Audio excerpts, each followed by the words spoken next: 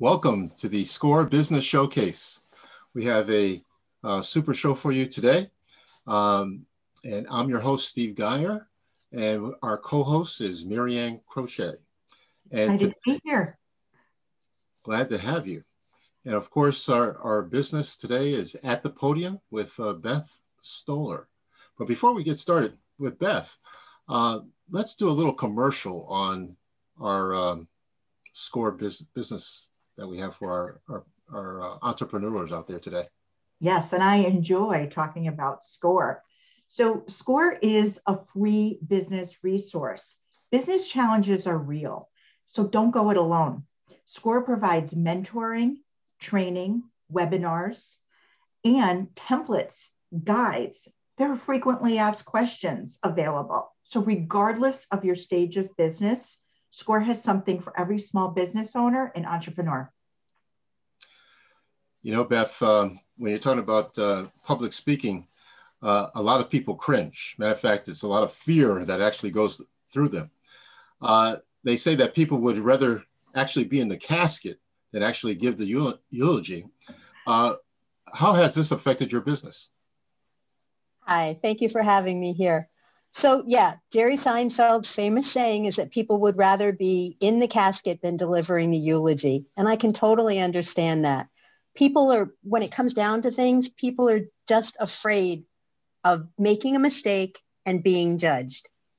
They don't want people to think that they're any less than they really are. They're trying to stand in their own shoes and be a subject matter expert. So standing in front of a group of people, they get scared. And I totally understand that. But what's important to know is that public speaking is a learnable skill, just like anything else. I'm a tennis player, not a great one, but I'm a tennis player. There's skills, there's simple things to learn before you go out there so that you enjoy the game, you learn the rules, and you improve by routine, just like we do anything. We learn by practicing and learn by routines. Beth, I like your title in your email signature, Public Speaking Consultant, Trainer, and Speaker. How did you get into this profession? What made you choose this? Thanks, Marianne. So there were a couple of different things that contributed to me starting at the podium. One is obviously I was in the right place at the right time in my head. So I was looking for something to do. I had worked for a company for many years, and then I didn't work for the company for many years. So one of the other skills that I have is I'm a bookkeeper. So I started my bookkeeping business a little bit, and then I was asked to speak at a workshop. It was a 4-part workshop by the Bethel Chamber of Commerce. And one of the people who was giving a talk asked me to come in and speak about Send Out Cards, which is a card delivery service. So I talked about the gratitude, the connections that you make with people, and that cards were one of the ways to do it. And it was a 4-part series, and 2 of the 4 speakers that were giving presentations, I connected with after. So I became a client of one of them, and I can just still picture the coffee shop sitting in a Bethel Starbucks, having a conversation with the gentleman who we went back and forth, and At the Podium came up. Not the title itself, because I created that afterwards, but I was talking to him about a project that I was doing for a B&I group, one of the women that I met in the B&I group, and she loved public speaking. She loved talking to continuing education classes. And because she was such a busy professional, she asked me if she could hire me so that I could schedule her for speaking, for running a continuing education class. And what she had learned was whether she taught the class to 1 person or 20 people, or didn't even get a chance to teach the class, her name was in the public speaking, the packet that they send out. Mm-hmm. So by being listed as the speaker trainer, by being a subject matter expert, what she learned was that's the way to reach people. In B&I, you try to do a one-to-one relationship. Public speaking gives you the one-to-many relationship that gets to those critical one-to-ones that are more meaningful. So I really enjoyed it. So that's how I learned about the importance of public speaking and being in front of the room. It starts that know, like, and trust relationship with many people at once. You know, Beth, this is not a usual business that you're in. How did you happen to get involved in it? It was just, again, recognizing the fact that there was power in connections. There was power in being in front of the room. And by power, I'm not talking about, power like having a hold over people. Any way that you can find an opportunity to share your expertise in front of a group of people is what makes public speaking so worthy. That's why so many people, it's not easy because you have to practice it. It's a skill and it's a business. There's the business side of public speaking. What I do is work with business professionals as opposed to people who want to be a full-time professional speaker. So there's many other associations that are working with that, and people can start with working with me and graduate to that. But my goal is to help people to be comfortable sharing their expertise in front of the room so that they can use that as a way to grow their business. Public speaking is an awesome marketing tool. And when I first started at the Podium, I was not a speaker. I didn't want to do it. I originally had started the business to connect business professionals with speaking opportunities. So if I met, let's say, Marianne, and I know that she does public speaking, I connected her with a couple of associations so that she could share what she does best. What I learned was there aren't many business professionals that have the tools that they need to be able to market themselves as a public speaker in their profession. And what happened was my business began to shift. I stopped connecting people to business opportunities and started really now what I do is I help work individually or in groups to work with business professionals so that they can create the tools, find their target market, and create their presentations so that at any point that an organization says, would you come to speak at my meeting, they can say yes. So you described a little bit about what your business started as, and then over the last 7 years, how it's, evolved. Yep. What would you say you learned along that journey? That what you think you're going to be doing doesn't always end up what you're going to be doing. Many of us start out, we were having a conversation before, many of us start out with one direction when you're in your 20s, when you start after you go to school, or when you're trying to figure out what you want to do when you grow up.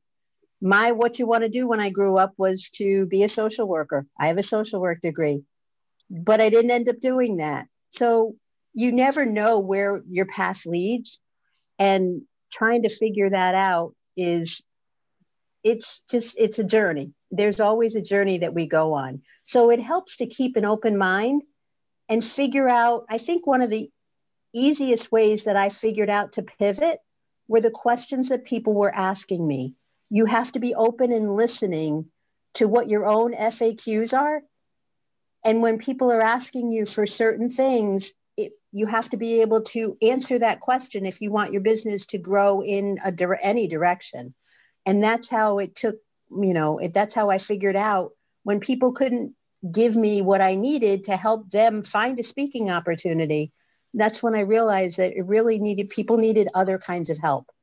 And that's when I started learning how to train people. When you first open up a business, especially like me, I had no public speaking experience. I had connection experience. So the connection experience led me to getting to know the people and know what their needs are. And you have to be able to pivot with your business and grow and help your clients in order for them to grow, which helps you to grow. With this pandemic that we're going through, and especially in 2020, how has that actually changed your business model?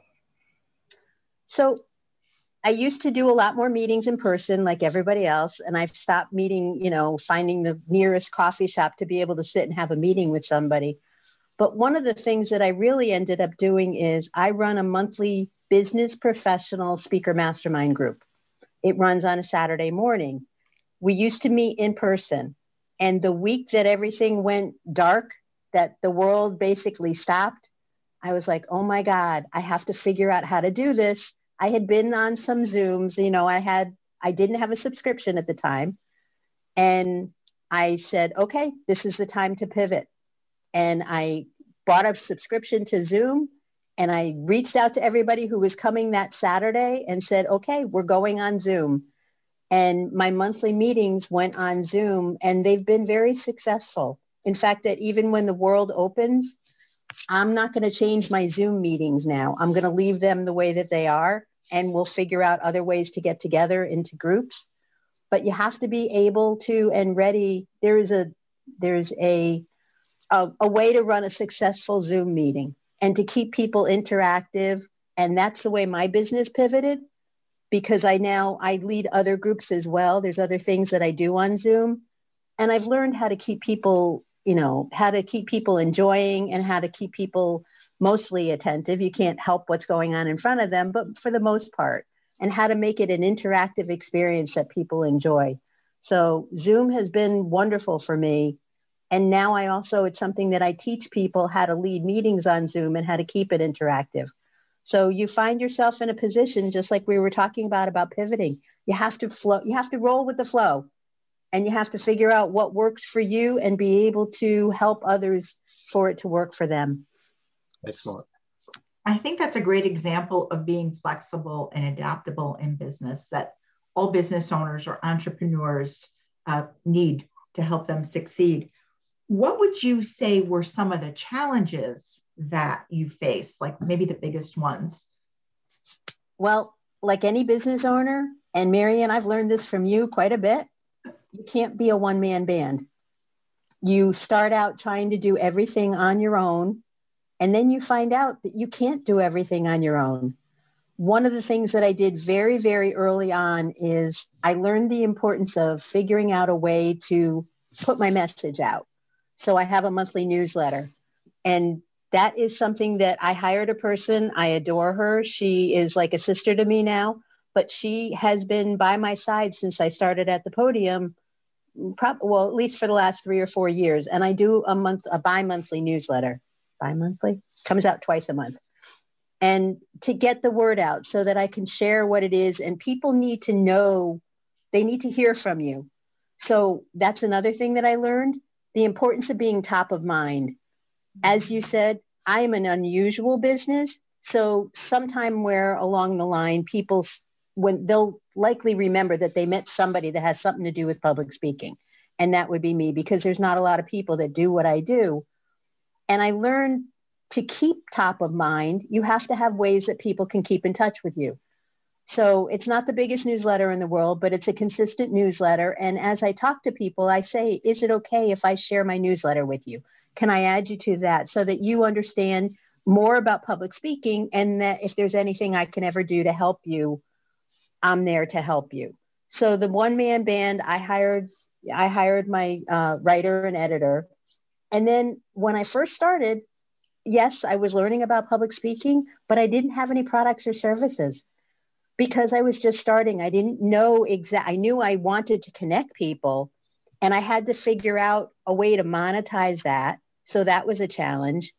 And then also growing at the Podium, I had to figure out different products and services that were marketable to people and how to do that and how to do a website. My first website took me over a year by the time getting it up and running.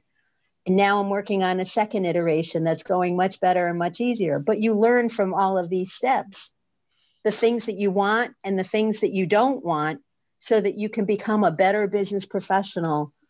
But you have to figure out how to put it all in place, how to figure out when's a good time to do everything, how to juggle your time. And because I'm a business owner of 2 businesses, it's a lot of juggling. So, but it's a lot of fun.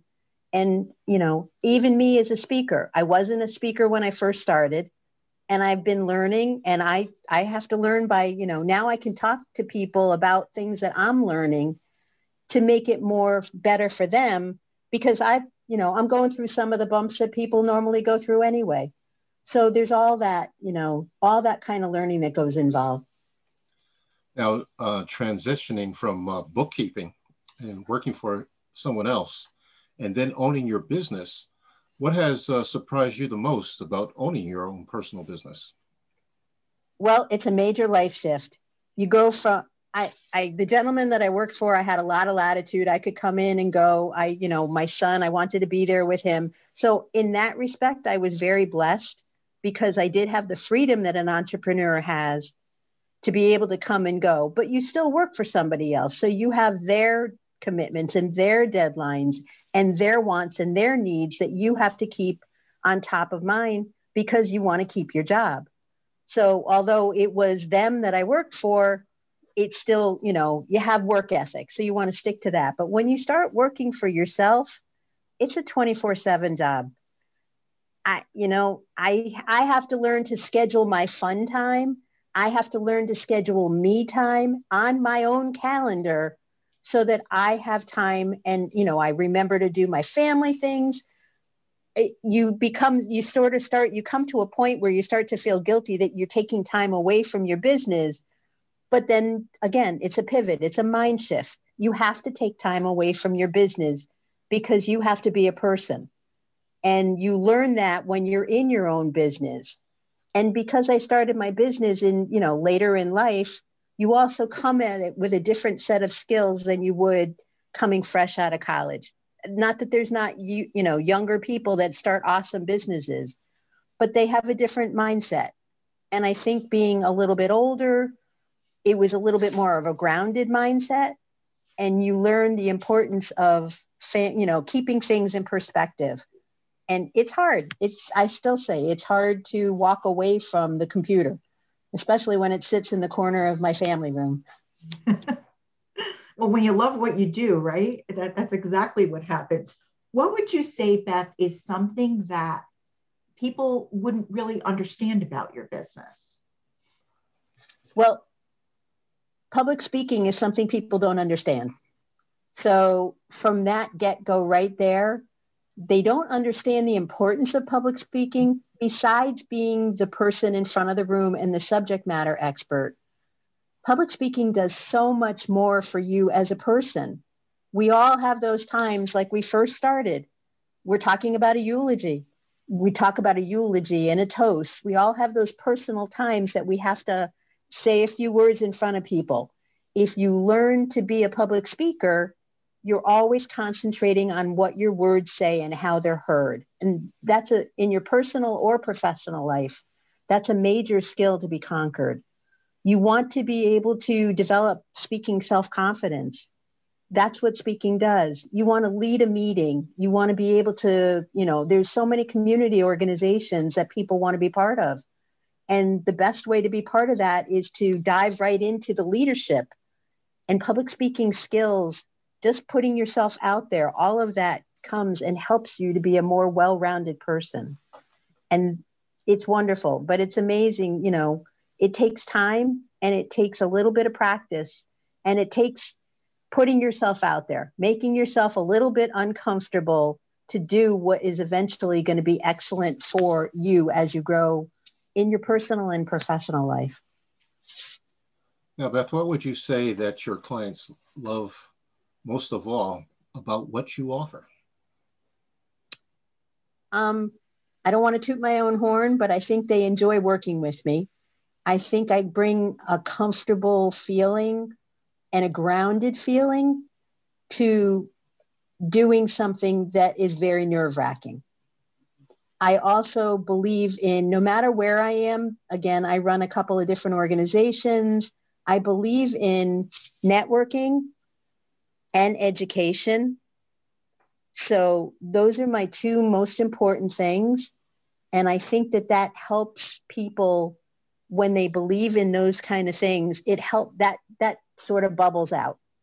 And that's what I try to teach people, that no matter where you are, you need to reach out and learn from people and you need to learn different things. Public speaking helps you to become a more accomplished person in your own field. And I think that those are important skills that will help you going forward, no matter what you're doing. Yeah, absolutely. Speaking is something that every business owner, it's a skill that every business owner can build on. Absolutely. What would you say as far as your goals? What are your goals for the next year? So obviously updating my website, that's going to be something that I'm looking forward to. I am looking forward to doing more speaking myself. I'm looking forward to meeting new people and, by speaking at different groups, because then I'm a product of exactly what my business stands for, where and I've started doing this over the last few months, where if you give a presentation, people come up to you afterwards, or people refer you to other organizations so that you can speak with them. And getting your word out is how you grow your business. So and the other part I want to do is to develop more programs. One of these days, maybe to do something like develop an evergreen product, I think they call it, so that I can develop something and put on my website, and that people can learn indirectly from me, from teaching a course or something. But to find new ways to help entrepreneurs make their way to the front of the room, whether it's individually or group skills. Because again, it goes back to that same thing. I only have 24 hours. I don't know about you, but I only have 24 hours. And I want to find the way to help the most people improve their public speaking within that time. So just to do more speaking and to find different things that will help more people learn about public speaking and how the business side of things can help propel them. Public speaking takes a lot of energy, and you're doing it all the time. So what motivates you? What keeps you driven? It really comes down to the people that I work with. I really enjoy people. I try to keep and build relationships with people. I call it the Podium Magic. It's the excitement that comes from my clients when two people have met and some opportunity has taken off. When I first started, I remember the very first time somebody came up to me afterwards and, said, "Oh, at last month's meeting, when I met this person, when we were meeting in person, the two people came together and they started doing presentations together because their skill sets were complementary to one another." I just did a newsletter this week about being part of a panel. There are certain professions that work very well with other professions. So if you're a banker that does mortgages, and you work with a real estate agent, and you work with a home builder, those three people can create a speaking opportunity for themselves just by coming together and maybe talking at a library group or finding an association. Even within the banking industry, what they're doing, those are putting three people together that are not competitive. They're complementing one another. They're each expanding their audience by going to their different resources, their different associations, and they're sharing their expertise. So when I watch how people can come together, or when I watch a speaker talk to their audience and then have the excitement of when people come up to them afterwards and they get clients from it, there's nothing better. That sort of lights my world. On that note, Beth, would you share with us a memorable experience that you've had working with a client? So again, it's having people connect. I had one client, this was funny. I had one client this past year who in the virtual speaker mastermind met another person. They met within, one of them was one client in the mastermind, and then the other was the speaker at that particular meeting. And a few weeks later, I was on LinkedIn, and on LinkedIn was something that shared a connection that they had made, and she was recommending the other woman. So one was recommending the other because they had joined together and they were talking about the services that they offered. And I reached out and I said, "Did you guys know each other ahead of time?" And they said, "No, we met at the mastermind and now we're working together. It created a great experience for us." So hearing those kind of stories is what makes me very happy to continue doing it, because it helps people. And my whole goal is to help people grow their businesses, and public speaking is the best way of doing it. Now, how do you get the word out, Beth, about your business? Generally, it's just by networking. When I first started at the Podium, I also first started learning about networking because, again, in my W-2 position, I had no need to go out and learn and meet people because in my job, it wasn't necessary. So I had joined a B&I group, and if anybody knows what B&I is, you learn networking skills very, very much being part of that. And you learn about the importance of doing one-to-ones. So networking is something that I decided I was going to do when I first started. And I would go to every single networking group I could possibly go to, driving all over parts of Connecticut that I just didn't even know existed. So now I've settled down and I do, I have learned that it's more important not to be everywhere, but to be in certain places so that people you get to know and build relationships. So I've settled in and I do a few networking groups regularly. So I let people know. I'm on social media, although not as good as I should be. I do have, my social media things. So I do Facebook, and I'm part of Rotary. So that also helps to get the word out. People know what you do. Leading a couple of other organizations. I run a couple of different things with the Monroe Chamber, and just taking part in leadership is how people get to know you. And again, it also helps with public speaking skills. So it's really who I know, and people, once they get to know me, they introduce me to other people because I guess they're comfortable with what it is that I do and how I do it. So word of mouth is basically my bottom line. Are you a part of the Women's Leadership Program? It's with the BRBC?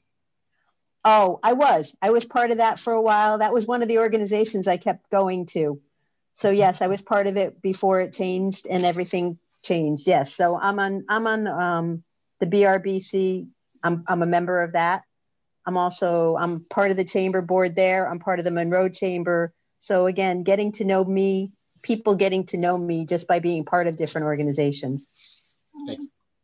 Beth, is there anything exciting going on that you can share with us that business professionals should know about? So the best thing is my speaker mastermind group, because I think that's an awesome way of people getting to know other people. I encourage networking at that group. I also find different groups. I do have connections in different organizations. So there is the occasion that I can recommend a speaker that I've gotten to know for an organization. The speaker mastermind group is in its third year. So that's a great way of doing it. And I also run a couple of other different classes. I just got finished doing a 6-month speaker confidence mastermind group. So I'm excited about launching that now that I've gone through it with 1 year, one session. I'm excited about making improvements and doing it for other things. So I'm regularly looking for different ways of bringing services and products to organizations, to speakers, so that they can help each other and I can find ways of helping them. Now, how can we get in touch with you, Beth? Oh, thank you. So anybody can email me, and my website is atthepodium.biz. So my email is beth@thepodium.biz, B-I-Z, or my phone number. They can either text me or call me at 203-895-3583. Very good. Well, it's been a pleasure having you on our show. It's been very informative, and hopefully people will have less fear when doing public speaking. Yeah, absolutely. Practice. Yep.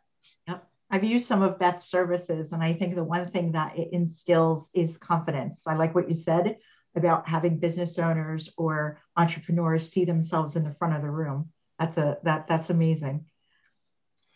Absolutely. So once again, we'd like to thank you very much for joining us.